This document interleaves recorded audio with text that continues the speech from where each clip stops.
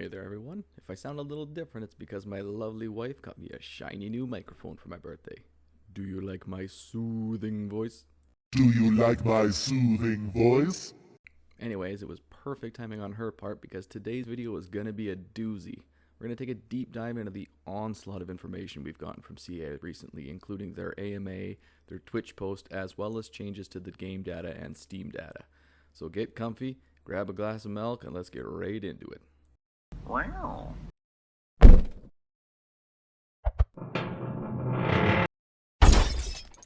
So let's start with the AMA specifically.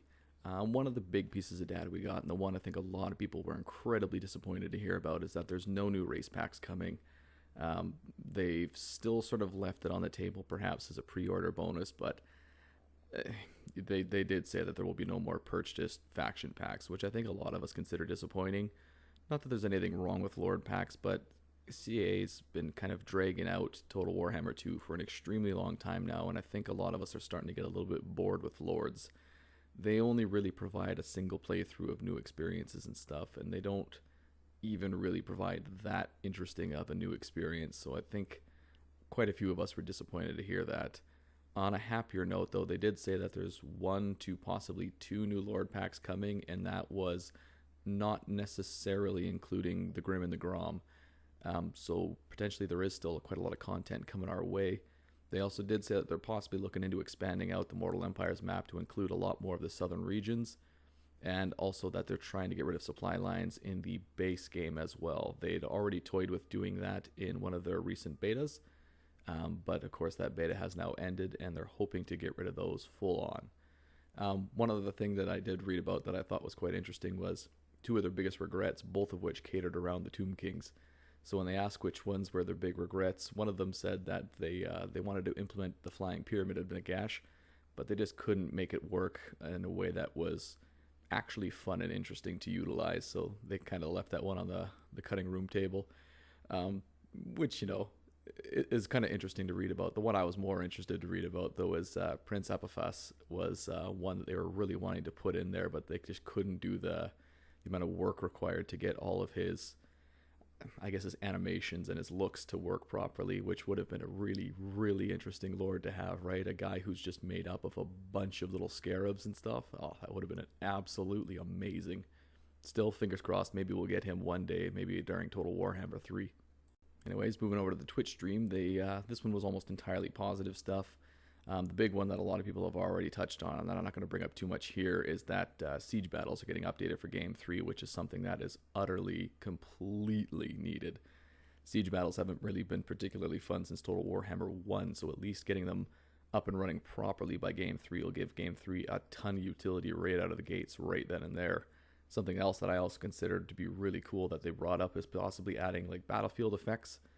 They said that it'd be a lot of work, and currently they're a little bit hamstrung by whether or not the AI could take advantage or would unduly punish themselves for this. But I mean, just think of how interesting it would be to have tactics catered around, you know, positioning and possibly affecting the battlefield yourself and whatnot. It would give a ton of utility to the battles, which is something that's kind of missing in the base game, really. Once you've done, you know, the first dozen or 24 battles in a campaign run, you're kind of seen everything you're gonna see, right? Sure, there might be different hills and maybe a kind of forced choke point or maybe a river here and there, but ultimately they all kind of play pretty much the same. But if you could get some sweet battlefield effects going in there, you could have some really cool stuff.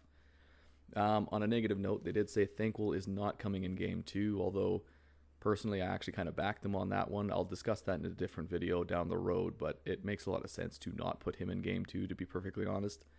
Merworms and an update to Grimgor are possibly coming. I mean, I think we all expect that the update to Grimgor is probably going to come at the same time as the Grim and the Grom.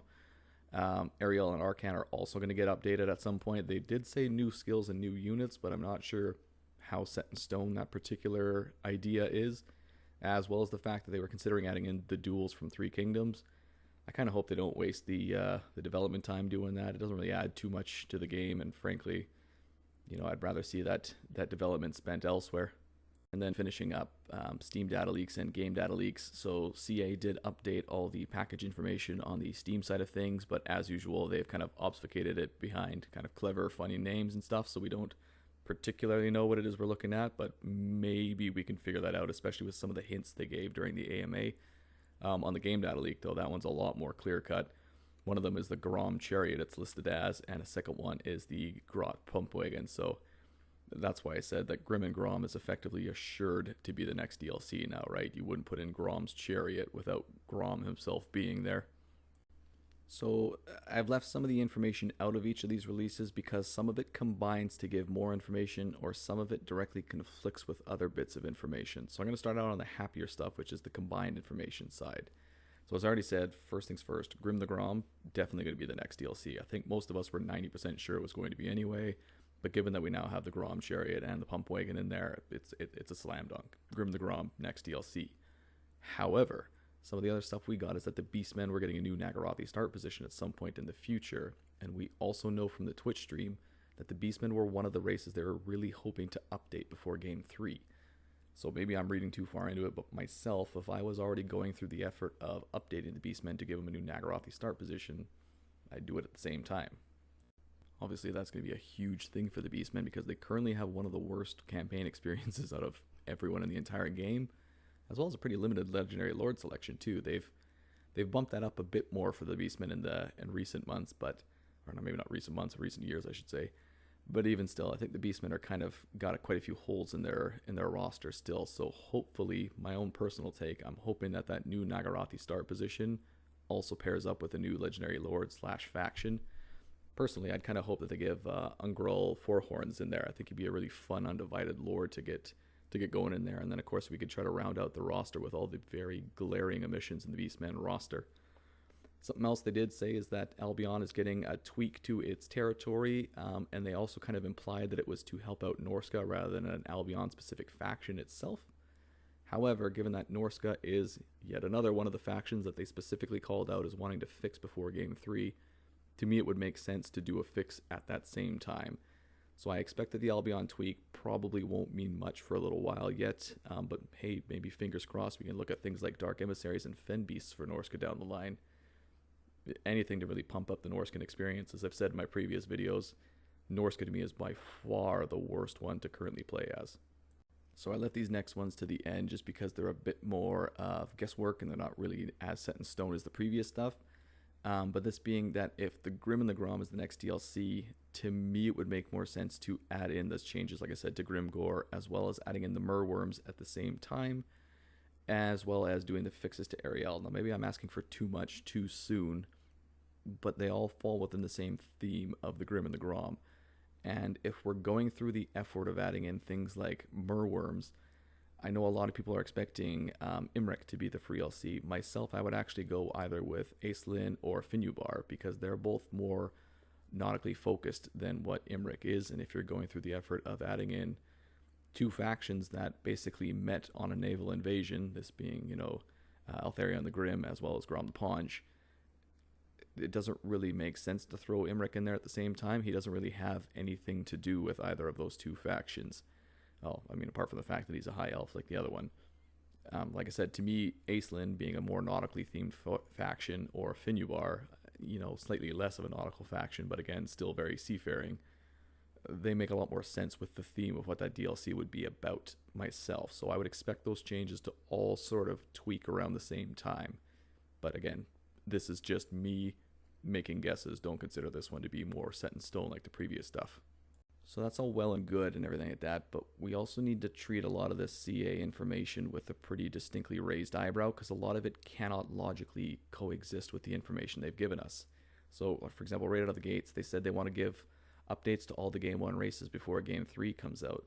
Well, right out of the gates, they only specified 3 races, which was Beastmen, Wood Elves, and Norsca, but the Warriors of Chaos haven't received an update since launch, and frankly, I'd argue they're one of the worst races to currently play as too. So to leave them out, to me, doesn't really make any sense. And you can't logically say it's because they're a DLC faction because all 3 of the previous ones I just mentioned are also DLC factions. On top of that too, for example, if we're going by what they said as being true, that we have at most 2 new Lord Pack DLCs coming, I'm not sure how they plan to actually update all the Game 1 races, concerning typically they pair them up with a DLC to try and offset the cost.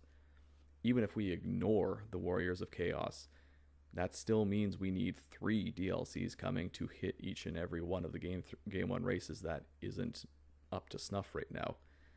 So again, going by what CA themselves say, it cannot logically be true what they're saying. So, I mean, there is a few ways around that. Either that there is more Lord packs coming that they just haven't necessarily planned around yet, which would strike me as a bit odd considering how long the content trail is for Game 2 already. Or, frankly, even though they said there's no more faction packs, that there is a faction pack coming. Or maybe they're going to try to rush to try and do 2 racial fixes at the same time, which I really hope not, because that would just mean that we get kind of an underwhelming result for both, unless they're trying to hit like Beastmen and Norska at the same time, because maybe they're both chaotic factions and vaguely horde-like.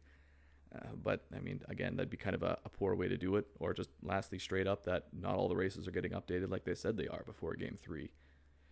Again, kind of hope that's not the case, because as I'm sure everyone's aware, the ones that haven't been updated in Game 1 are really, really unsatisfying to play as currently in the campaign. On top of that, too, I'm not quite sure, too, what counts as fixing them, too. So, for example, the Dwarves and the Vampire counts have been updated, quote-unquote, but they're not usable in the Vortex campaign, and their updates are somewhat lackluster compared to something like, say, the Empire. They're phenomenally fun to play as. So I'm not quite sure sort of where the line in the sand is for CA, and I guess unfortunately we're just going to have to wait and see how this all ends up panning out. But at the title of this video, I promised you updates on when we could expect the upcoming content, and so let's get right into that section. So first things first, the Grim and the Grom. I think June's a pretty safe bet for that. Historically, whenever we've had a Lord Pack, CA's waited between 4 and 6 weeks beforehand to actually show us what's coming. We already know that the update to tell us what's coming is coming in May. Therefore, 4 weeks from May puts us into June. Even if it's 6 weeks, it still puts us into June, because I think most of us are expecting it to be at the start of May. So that kind of gives us that time frame right then and there. But the big news is actually Game 3. So with the exception of a one little period where we had about 4-month gaps, normally we have a 5 to 6 month gap in between DLCs. So if we assume that CA was telling the truth when they said we only have 2 new Lord packs coming, 6 months out of each would be June 2021, and you would presume that Game 3 is not going to launch directly on the heels of the previous Lord pack. So at bare minimum, we're looking late into 2021 for a Game 3 release. However, if we're also expecting that the pre-order bonus will be considered a DLC unto itself, I think it actually makes sense to say that the end of 2021, like i.e. November or December, is almost, I definitely don't want to say guaranteed, because so much of these balls are up in the air still left to juggle, but the most logical fit to me is that we're looking at the end of 2021, put it right into the holiday season for Game 3 to be announced.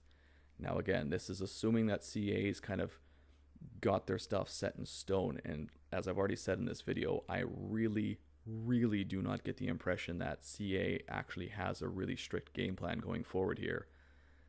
You know, credit where credit's due. I realize this virus kind of came out and threw everyone off their game. Totally understand that. I don't think any of the fans of Total Warhammer would expect otherwise. But I also kind of partially get the impression that they don't really know what they're doing right now with the time frames.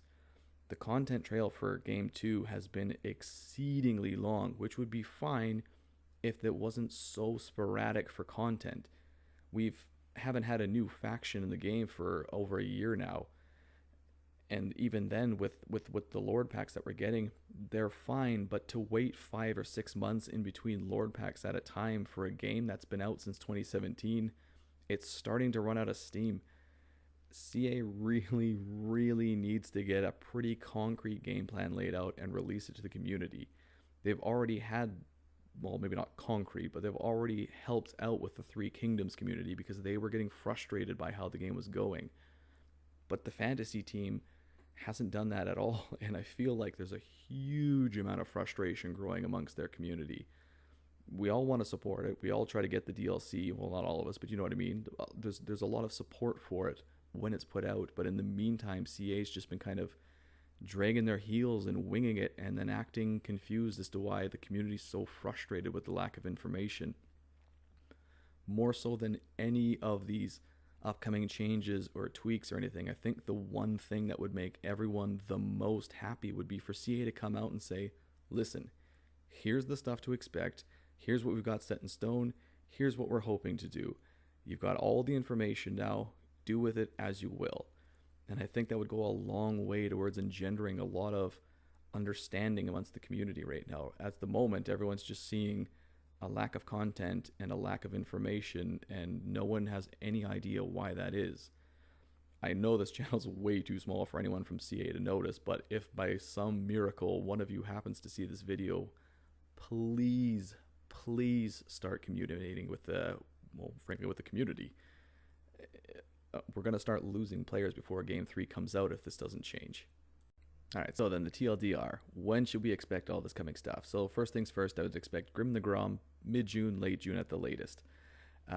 Beyond that, the next the next Lord pack, I don't know who they would be, but I would expect the Beastmen with their new Nagarothi start position and updates to their game mechanics. I would expect that towards the tail end of this year. After that, I would expect the Norskin update to occur probably around mid-June of 2021. And finishing out, I would expect Game 3 to be popping in right around the end of 2021. Again, these are only guesswork. Don't put your pins in, don't pin your hopes and dreams on these, but if I was a gambling man, I'd say these are all pretty logical time frames to be looking for. Anyways, that is going to wrap it up for this particular video, though. As always, I want to thank you all for watching, and I hope to see you all next time.